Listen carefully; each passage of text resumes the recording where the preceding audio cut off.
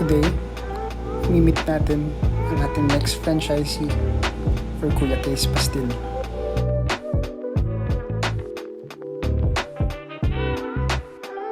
Ako si Carlo, ang batang may negosyo. Kung kaya kong gawin, kayang-kaya mo rin.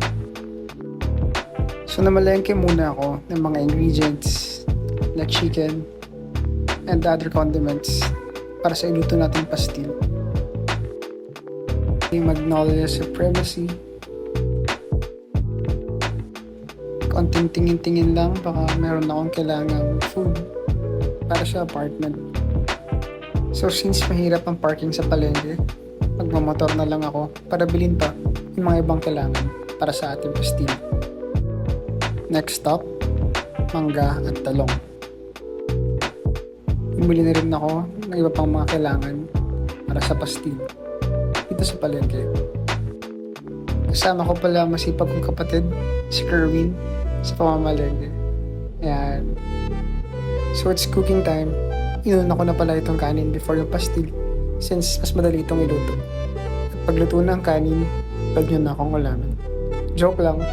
So ayan, nakaset up na rin ang ating cart para sa pastil.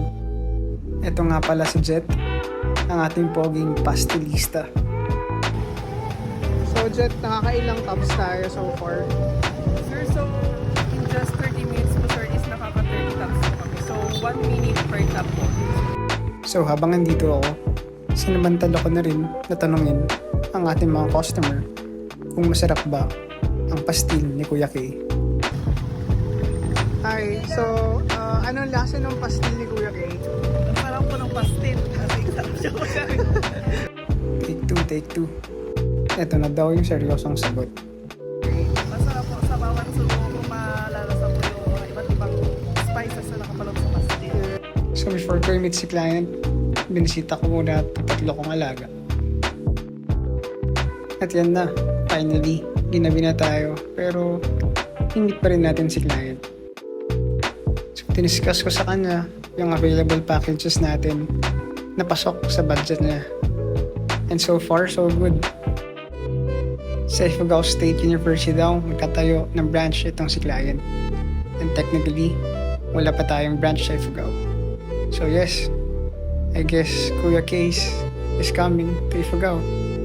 So we're on to the next chapter, food tasting and contract signing. So abangan nyo ang aking next video for updates about the franchise. Again, ako si Carlo, ang batang may negosyo. Kung kaya kong gawin, kayang-kaya mo rin.